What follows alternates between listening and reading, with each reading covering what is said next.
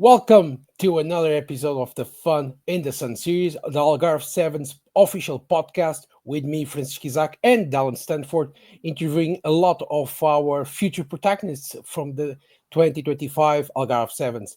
Today we have Jeff Howard from the British Army Sevens, who are going to make a debut on our tournament, which is great. So it's going to be fun.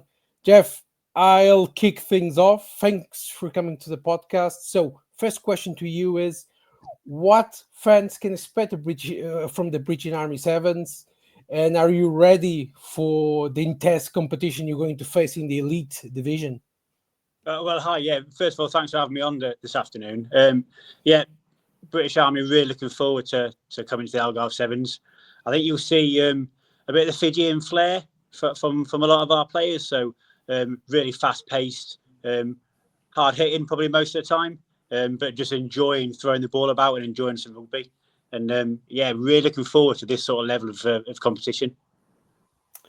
I've been following the British Army Sevens for a while because of the 15. Some of your players come from it. I know the McDonald brothers who play for Germany, for example. So, can you explain how is the team built? What from what nations? What's the core mindset of the British Army Sevens, etc.? Yeah, so it's a very different team from the British Army 15s. So we try and keep the two of them separate. So the McDonald brothers, they've popped in and out the program, but when they've had the time, because obviously you see how busy they are playing for Germany and for the Army. But we do keep it separate because Sevens is so niche, and we have a lot of Commonwealth soldiers in the British Army. The vast makeup of the squad is our Fijian players, but we still do have a few British guys in there as well. So very separate setup. We have our own coaches, medical staff, management team, and like I said, because especially this time of year, the 15s are just about to play in the inter-services competition between the British Army, the Royal Navy, and the Royal Air Force, and there's a slight overlap with the seasons, so we try and do keep the squads very separate. And Jeff, the British Army Sevens, I'm very familiar with them, having played against them, and they've scored lots of tries against us trying to defend them. I also commentated them many years ago when they won the Defence Force Sevens at Rugby Town Sevens in USA. So huge respect and adoration for the squad. Give the audience a bit of background, though. What's the goal of the program, particularly in the British Army Sevens program? So I think it's a little bit different for us as because we're serving soldiers at the same time as trying to play rugby. So try and do their day job most of the year. Between sort of May and August is the time when, obviously, the Sevens season, when we have that time with them. So the aim of the program coming into it now is just to try and grow our exposure and make everybody aware of who the British Army Sevens is again on the circuit. So I think if you can remember back to when I used to watch them on the TV when they used to play at the Middlesex Sevens at Twickenham. Yeah. And some of the players that used to play in the teams then. So we're trying to get back to those heights, and hopefully playing in tournaments such as this one is going to get us there again. Yeah, and then in terms of the tournaments, you don't have to list all the tournaments because I know you've been very busy last few years, but give us some of the highlights or events you've played in, or some of the events you're looking forward to playing in coming this year. So within the UK, it's a little bit limited. We do have the Super Series that we play in, so that's usually 3 or 4 legs over the summer, and it features a lot of the same teams. So it's a very much miniature version of the HSB series. So it's the same teams competing against each other every other month or something. So this year though, Lit that work out in the USA, yeah, over the Super Series. So we're really looking forward to what that looks like this year. Again, it's 3 or 4 legs and all playing together. Over the last couple of years, there have been another couple of tournaments that have sort of risen. So last year was the first British Elite Sevens that we played in, and we won that, which was a really good event put on. This year, there's a tournament called the London City Sevens that happens on the 1st of May. So there's a group of people that have seen that because the HSBC Sevens aren't coming to the UK anymore, there's a bit of a gap in the Sevens calendar here. So they just try and reinvigorate that interest in Sevens again. So, really looking forward to that one. So it's a little bit limited in the UK, which is why we're trying to sort of spread out now and look for tournaments such as the Algarve Sevens. Yeah.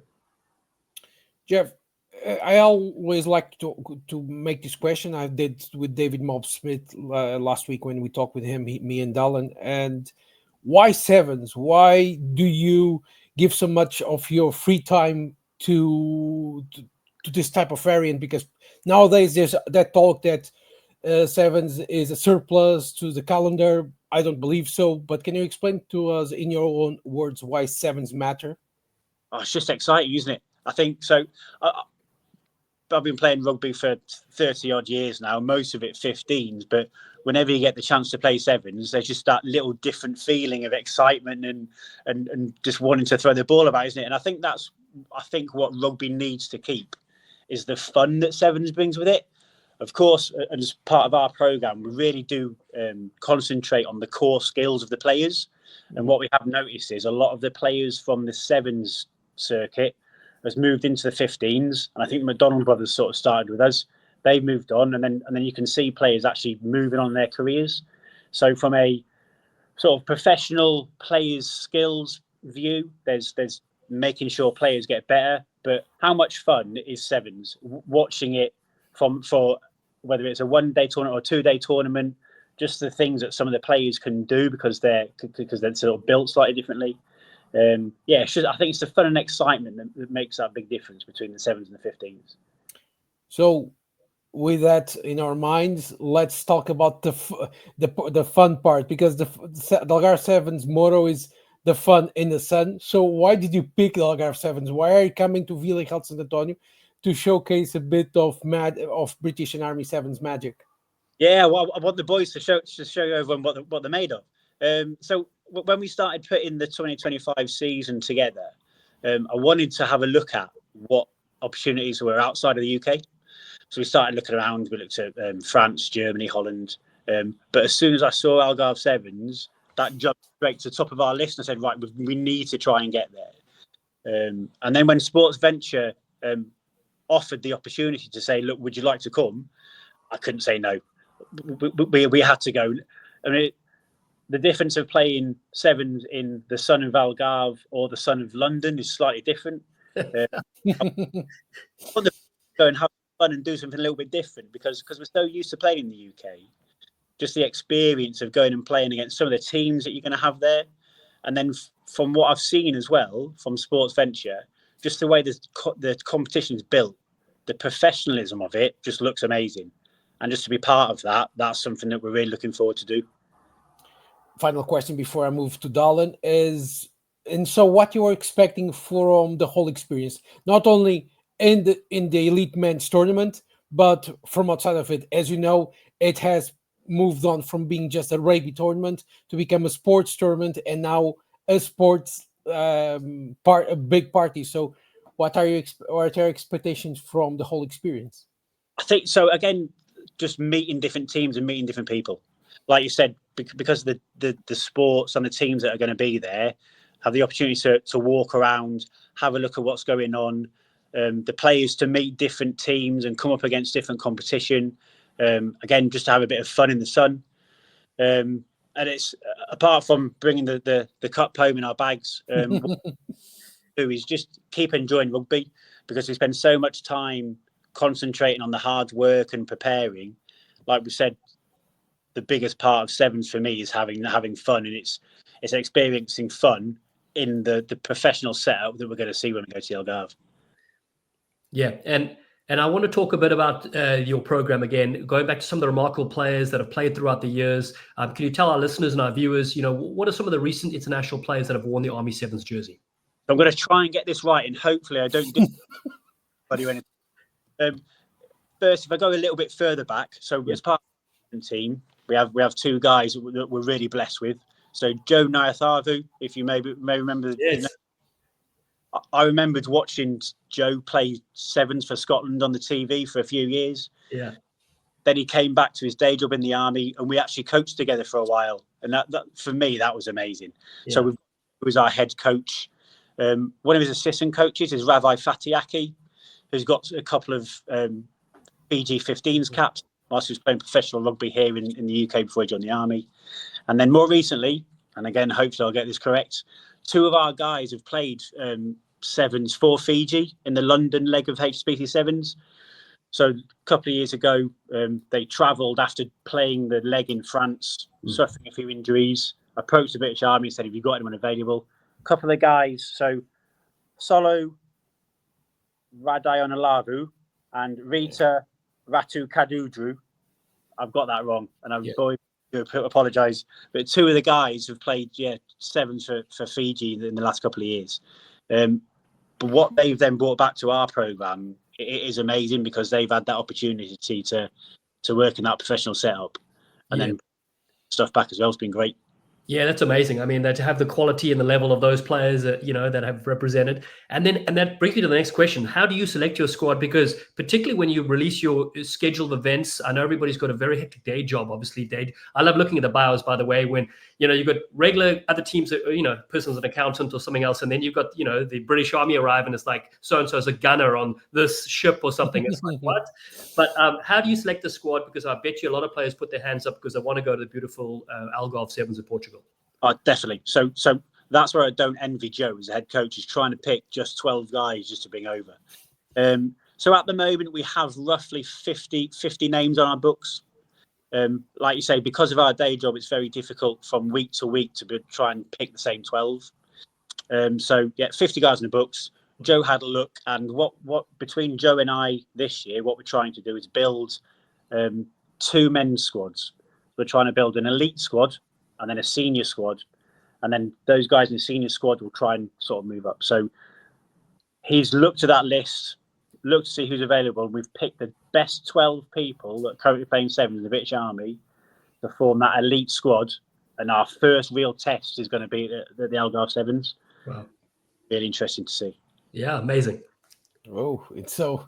I can imagine what's going to be the training, especially with Fijian guys who love to bash with all the power inside their body. So, Jeff, now talking about you and rugby. So, what has the sport given to you? You already showed so much passion talking about the sevens program, but why rugby and what has the sport given to you in all these years? Like I said, I've been playing rugby for about 30 odd years. I've been in the army now for about 28 years. And in the British Army, we have a number of values and standards that we like each soldier to apply and live by. And they are very close to the values and standards of the RFU. So it's really easy for soldiers and rugby players to sort of be in line, have the same sort of thinking, live the same way, be honest, have teamwork, value the guy next to you. And I think rugby just emphasizes exactly what I need in my day job. So from a values perspective, it has made me, I think, sort of a stronger individual. The game itself, though, my dad started me in rugby. He played before, so he served in the army as well. He was a manager of the combined services a long time ago. He took me to my first training session when I was 10, and I haven't looked back since. And I think just the same in the army, the camaraderie, the teamwork ethic behind it all, just makes life a bit more fun in rugby. I'm not quite sure what I would have done without it. I don't know what my life would be now if I hadn't started rugby. Just a last question. If you could, and I always like to do this exercise, define the British Army Sevens team to 3 words or 3 concepts, what would they be? Wow. Fun, hard, and fast. Well, that's what we want from the Sevens outfit. And Jeff, we are expecting you in June, so you can, throw everything you have to fight for that cup. It's going to be fun this year. We have you in for the first time. Also, a lot of USA teams. Thanks here to Mr. Dallen, who made the effort to bring a lot of these new teams to the Algarve Sevens. So see you on Algarve, and we hope to have a really great competition this year in the men's elite and women's elite and everything else. Jeff, thank you very much, and see you in Vila Real Sant Antonio. Yeah, thanks very much. See you soon. Cheers. Thanks, Cheers. Jeff. Bye.